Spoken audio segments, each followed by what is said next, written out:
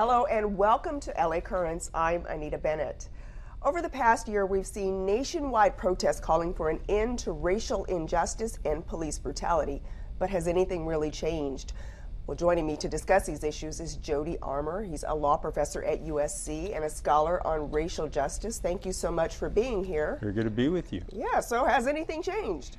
In some ways, ain't nothing changed but what year it is. You know, I wrote a book about this in 1997 called Negrophobia and Reasonable Racism, The Hidden Cost of Being Black in America. I talked about brutality at the front end with respect to police officers and at the back end with respect to the criminal justice jails and prison systems. Not much has changed in that intervening 20 plus years. Wow, it's really interesting that you say that, because I do feel like we've seen some progress, especially here in Los Angeles. I mean, would you be willing to admit that? Oh yeah, we've made some headway, to be sure, in some areas. My concern is the distance we have to go and that we not rest on our laurels. We've recognized that many of the interventions that we thought would solve problems before didn't. We thought there was a technological intervention like a body cam. Mm-hmm. That didn't end the procession of hashtags that we've seen coming across with sickening regularity. Then we thought, oh, maybe implicit bias training, maybe de-escalation training, maybe community policing. They had all that and more in Minnesota, in Minneapolis, and it didn't prevent what happened to George Floyd. And here in LA, we continue to have one of the highest rates of officer-involved shootings, as we say in the exonerative or passive voice, or officers killing citizens, sometimes justified, but sometimes not. But we haven't figured out how to bring down those numbers in spite of all of our interventions to this point. And when you say here in LA, are you referring to within the city limits or the Sheriff's Department as well? Both the LAPD and the Sheriff's Department. The Sheriff's Department has a world of woe that they're trying to address now with gangs within the department and with a history of, corruption. Not long ago, the head Sheriff Baca had to deal with some felony charges, and there were 20 other sheriffs at that same time, around the same time, who had to deal with felony charges. And now, more recently we had... We should say Sheriff Baca is in prison. Yeah, Sheriff Baca is in prison. And it was that level of corruption. When I say felony, I mean these were serious charges of a deep-going corruption, both in the Sheriff's Department and in LAPD. We had our Rampart scandal in '99. We had the DOJ come in and a consent decree. There were some changes made in the department, but we still haven't been able to root out these core issues, these core problems, and that's what I'm hoping we'll get a chance to talk about. How do we get to the bottom of these issues? Mm-hmm. And since we're on the subject of the Sheriff's Department, earlier this year, former Attorney General Javier Becerra launched an investigation into the Sheriff's Department. What exactly would that accomplish, and what's happening with that? Yeah, well, we in California took the lead in 2000 in giving our Attorney General at the state level the power to investigate police officers and local departments for patterns and practices of misconduct and discrimination. And so our Attorney General in our state can come down and engage in this investigation, have subpoena powers, and have a judge, a state court judge, then monitor any kind of agreement that's arrived at between the Attorney General of the state and whatever local police department he or she is looking at. So we're unique, not completely unique, but we're one of the few in California who has given our Attorney General that power. And so now we've got to see if that is going to have any teeth in it. What is going to happen in the way of investigation? And we've had investigations before. We did have the consent decree in 2000, yes, after a Department of Justice investigation, and we were under that consent decree for over a decade. And yet here we are. You're right. It was after that we had the Black Lives Matter movement rise, and then everything that's happened subsequently. In terms of the LAPD, are they doing things right, in your opinion? They're resisting the fundamental demand that's been made by the activists and protesters in the street that you heard coming out last summer, and that was to unbundle the police. They are doing too many things. I belong to a group called LEAP, Law Enforcement action partnership. They used to be law enforcement against prohibition. They're current and former chiefs, lieutenants, captains, all the way down to rank and file, who say, we recognize that in this country we've given the police too many tasks. We've saddled them with too many burdens, right? We've made them our street level social workers. Rather than spending at the front end on care and concern for our citizens, providing affordable housing, affordable health care and the like, we allow criminogenic conditions to fester. And then when crime comes out of those criminogenic conditions, which is very foreseeable, we make police our problem solvers. Yes.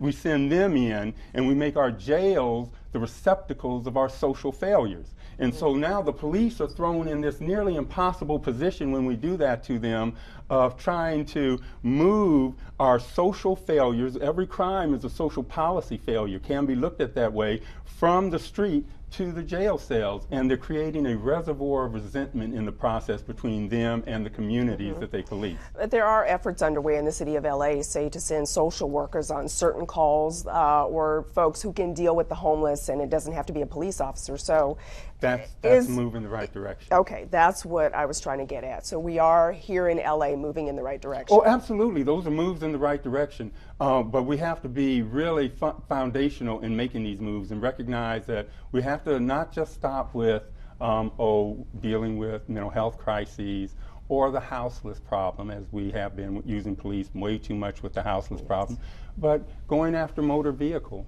infractions of most kinds, the minor motor vehicle infractions that create a lot of the tensions between police officers and citizens. If you think about how many citizens have wound up, unarmed black citizens in particular, dead after encounters over minor traffic infractions. Not only Dante Wright, right outside Minneapolis while the Chauvin trial was going on, but Sandra Bland, Sam DuBose, when you look at Walter Scott, all minor, tags, minor kind of traffic violations, and those situations are fraught. They're one of the situations that you have the most contact between police and ordinary citizens.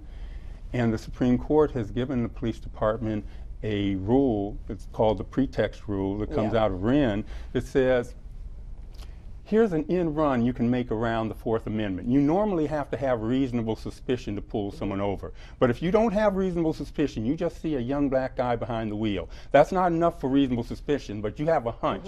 You can't act on that hunch constitutionally, but if you can find a crack in the taillight, a fragrance, hanging from the rearview mirror. Let me explain the pretext issue, in layman's terms. So when a police officer pulls someone over for a minor infraction, they have the ability to search for other crimes or to probe this person about other crimes, correct? Absolutely. And the pretext isn't the real reason they're pulling them over. They're not pulling them over because they had the air freshener hanging from the rearview mirror. That's the pretext, right? The reason they're pulling them over is they were driving while black. The pretext is the fragrance hanging from the rearview mirror. That's the not real reason. The real reason is the hunch. That's not constitutional, but the air freshener gives me the excuse, the pretext. And that just invites racial profiling on wheels. That invites stop and frisk on wheels. You have less protection in your car than walking down the street, because walking down the street, if all you have as an officer is a hunch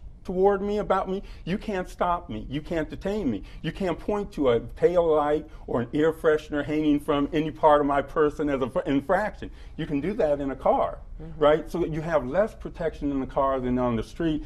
And when we create these contacts between police officers and citizens in these traffic enforcement situations, they're fraught. They're just extremely fraught, and we can minimize and we can do away with most of them. If somebody is driving, speeding recklessly, of course you pull them over because they present a clear and present immediate danger. But air fresheners hanging from rear view mirrors, cracks in taillights, it doesn't seem like that is it's going to create good relationships between the police and the community that they're policing. Yeah, you have a good point. Earlier this week, a report came out. It was titled Reimagining Traffic Safety from the Advancement Project California and Push LA. Now, the reason I bring this up is because they said here in LA, the LAPD pull black people over 5 times more than white motorists. And they used public figures to reach those numbers. Do those numbers surprise you? Not at all. And in some jurisdictions, it's higher than that. There's some numbers in which I've seen that 10, 15, 20 times as many black as non-black drivers are being pulled over. And it's because of this decision we just talked about, Wren, from the Supreme Court, that said, police officers, you can make pretextual stops. Yeah. Right? And so now we said you can give a not real reason for pulling people over, and we're also going to say go out and investigate. Use this as an investigative tool. Use traffic stops as a way to look around for drugs. Do you have any warrants outstanding? Or if you do, now we can bring money into the municipal coffers by getting people to pay for these warrants, you know. So actually, as we saw in Ferguson, sometimes the policing can become a money-making venture for a municipality, where they start to use minority communities as ATM machines to fund municipal operations, including police budgets, by, you know, pulling people over on a lot of warrants and fines and giving them fines and that sort of thing. So it doesn't surprise me. Yeah. What it should do is worry us, though, I think. I'm sorry. Well, and while you're taking a drink, let me ask you this, because this report said, you know, police pull folks over a lot more in South LA than higher income neighborhoods. But I mean, we also have to bring up the fact that there's a lot more crime in South LA than there is, say, in Woodland Hills. Yeah, to be sure. And so the question is, does that justify treating the citizens of South LA like second-class citizens? You know, I myself, I'm a law professor at USC. You know, you think that with my accomplishments, I'd be somewhat insulated from the black tax, right? People say, you know, that's only something that's happening in lower-income neighborhoods. Well, I've been repeatedly pulled over by the police on my way to class. Just a couple years ago, LAPD pulled me over and brought in a helicopter. Wow. And foot patrol and other squad cars. Where did this happen? This is on Exposition right outside USC. As I was getting ready to go to my torts class, as I was getting ready to teach, here comes the helicopter. The officer said he thought I posed a flight risk, right? Because all they saw from the back was my afro. And I was in a car, European sedan, that it didn't look like somebody with an afro should be sitting in, I suppose, from the back. And it wasn't until he got up even with me that he saw me in my tie and getting ready to go to class. He was surprised. Didn't even write me a ticket, just, you know, a warning, you know, but here comes the helicopter anyway and the cars because of the fro, right? And so that is the kind of interaction that black folk have to, you know, kind of endure because of these profile stops repeatedly in LA, and that's what generates the reservoir of resentment between members of marginalized communities like the black community and police, if they're constantly having that experience. So how can we minimize that experience, minimize traffic stops? What about, you know, we're not just talking about black folk, because black people only make up 9% of the population in LA. What about Latinos, Latinx folks? Oh yeah, we're talking about discrimination that runs across both black and brown communities. But when you look at the numbers, the black community is bearing the brunt of criminal justice in LA still disproportionately. When you look at the like you said, 5 times the number of black motorists being pulled over, which is more than any other community by far. When you go through our own Skid Row here in downtown LA, you look to the left and right. Those low percentages of blacks statewide should be especially sobering, because you look to your left and right, 75% of the population in Skid Row in downtown LA is black, right? So the black community is really bearing the brunt of a lot of these social crises issues, right? And that's something we have to be aware of as well. And I talk about that in my book, and maybe we can get into that. When people in crises have black faces, my research suggests that there's an empathy deficit for them, unconscious. They're called, you know, our mirror neurons don't fire when we're looking at out-group members, so the basic building blocks of empathy aren't there. And it's amazing what we can do now with brain imaging studies. We can now say, here's your brain on race. And we can look at people's brain when they're looking at other people from other races, and we've seen that, you know, when in-group members are looking at blacks, for example, they have less sympathy and empathy, which explains things like Katrina and how in the Ninth Ward you Hurricane had Katrina. blacks Yeah. standing on rooftops with water up to their neck for 1 day, 2 days, 4 days go by. Here comes Sean Penn rowing up, handing out fresh water, because even 4 days in, FEMA still couldn't get its act together. Okay, That's an empathy deficit. So what can we do as citizens? Like, what advice would you have to help us address these issues? Oh, the solution to houselessness isn't teaching people better personal responsibility. It's giving them affordable housing, making sure it's plentiful.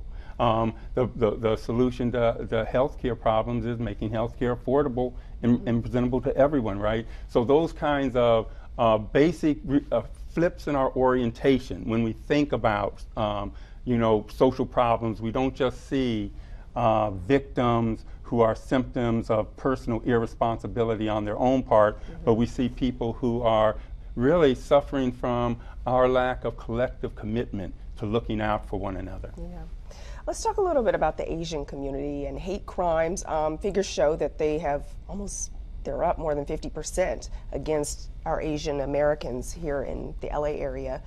From a legal standpoint, in terms of hate crimes laws, what can we do? We can resist the temptation to always look for more punitive laws as responses and solutions to our social problems. That's a habit we've had for 30 or 40 years, and it led us to the new Jim Crow, right? And I worry that if we say the solution to the problem of hate crimes against Asians or any other socially marginalized group or minority or minoritized group is to come in with a punitive hammer and ratchet up the penalties for anyone who we consider as guilty of a hate crime. So you're saying no more laws? No, I'm saying if there's a battery law, you have them on the battery law, right? If somebody batters somebody, you have assault and battery, and you have a schedule of punishments for that. Why add on with a hateful intent? That hateful intent, somebody has to interpret that, right? A judge and a jury, and oftentimes the people that's going to be turned against that law are going to be people from marginalized community, like Black Lives Matter activists, like others. That's how these laws have actually often been used. They've been used against the very groups that were the reason they were supposed to be created in the first place, right? So recognizing that sometimes the punitive intervention, the punitive response isn't always the best response. Take bans on menthol cigarettes is another kind of example, right? It's the best way to deal with menthol smoking in the black community to ban it, not ban other kinds of cigarettes, but ban it and deal with it that way, the smoking problem, or is a better way. So, and that will create more Eric Gardners, by the way, because he was selling Lucy's on the sidewalk. So you create illicit markets, you get more excuses for the police to have those kind of fraud interactions with members of the black community. Is the best way to go in there with the punitive hammer of bans, prohibition and the logic of prohibition that we've seen fail over and over again, or is a better response to go in with health? Like we did with smoking. We cut smoking way down over the last 30 years without outlawing it, with health programs, right, with public information programs. Yeah, so you're saying inform the public more as opposed to putting more laws on the books. Punitive ones, criminal ones, where we're punishing people as a way of, as our social policy tool. We can't make punishment our always go-to social policy tool. I see. A lot has changed in the past 6 months since President Trump left office.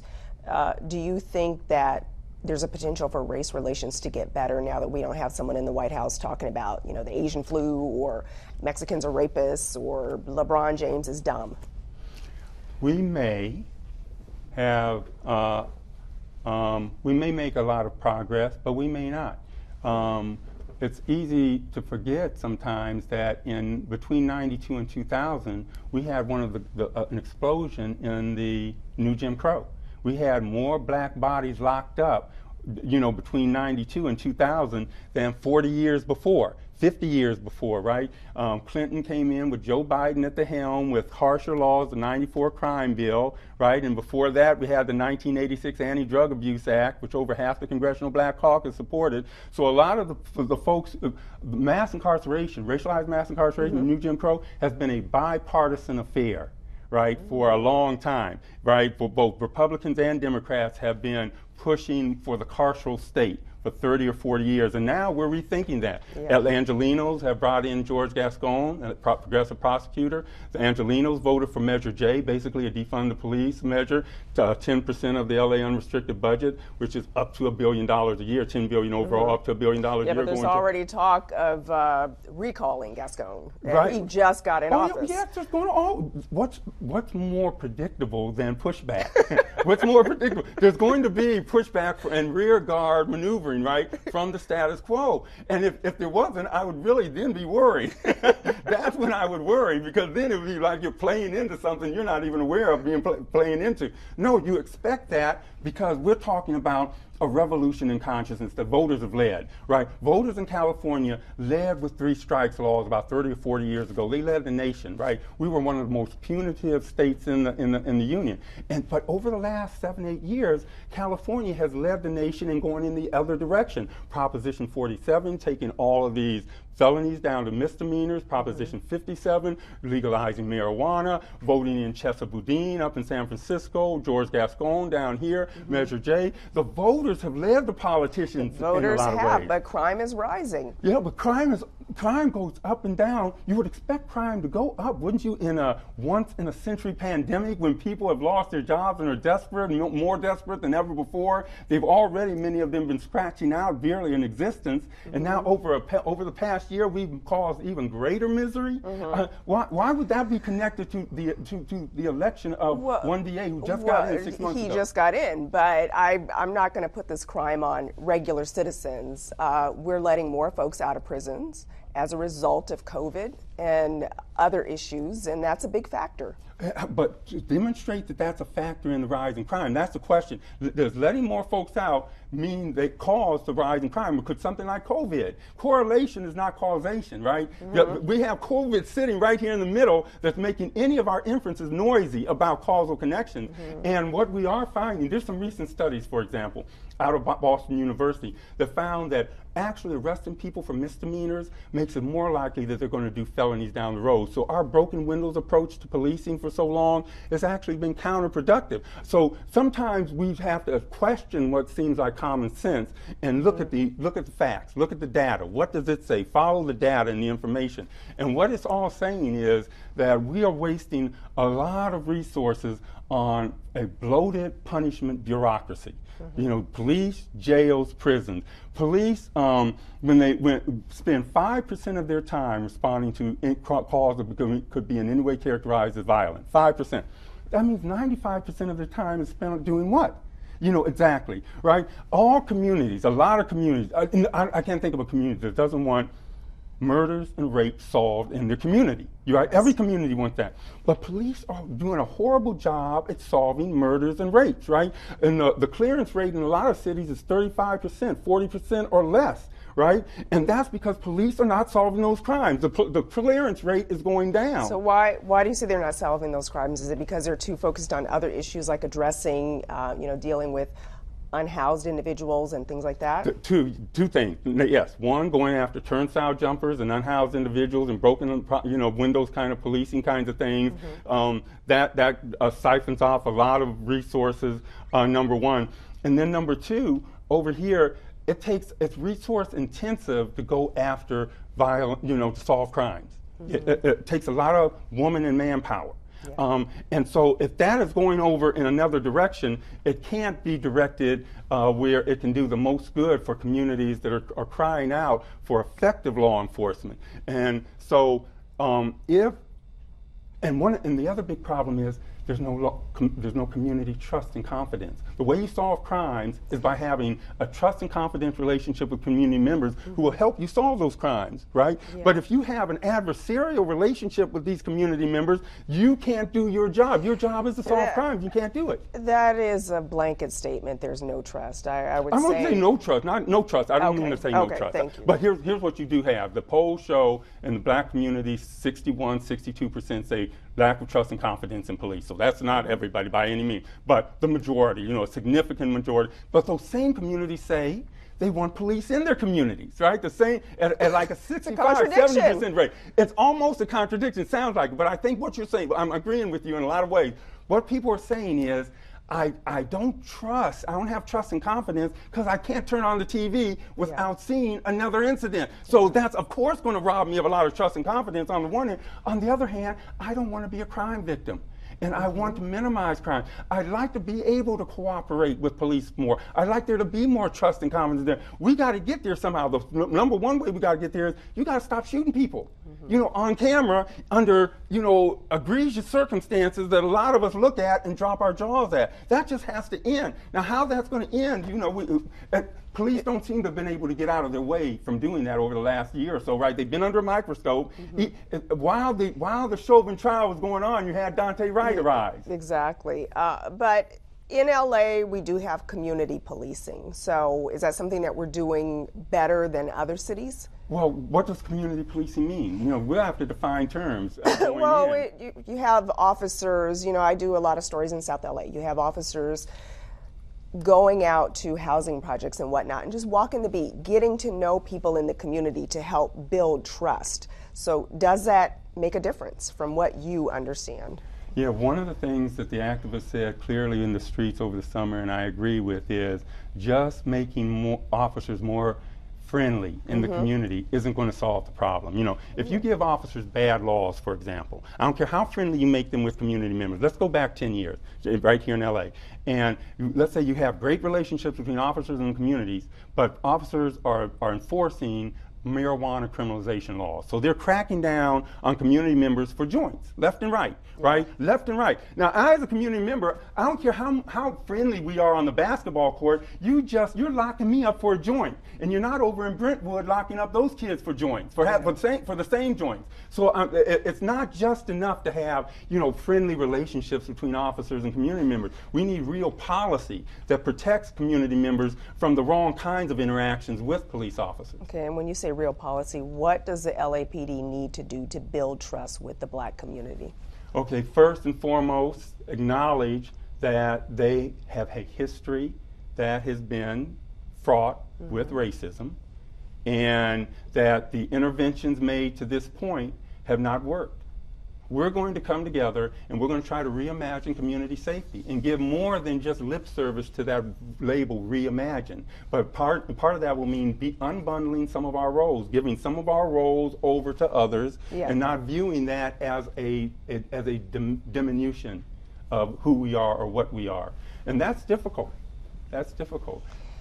I mean, these are issues that are certainly not going to go away very, very soon. I mean, we've had these problems for decades.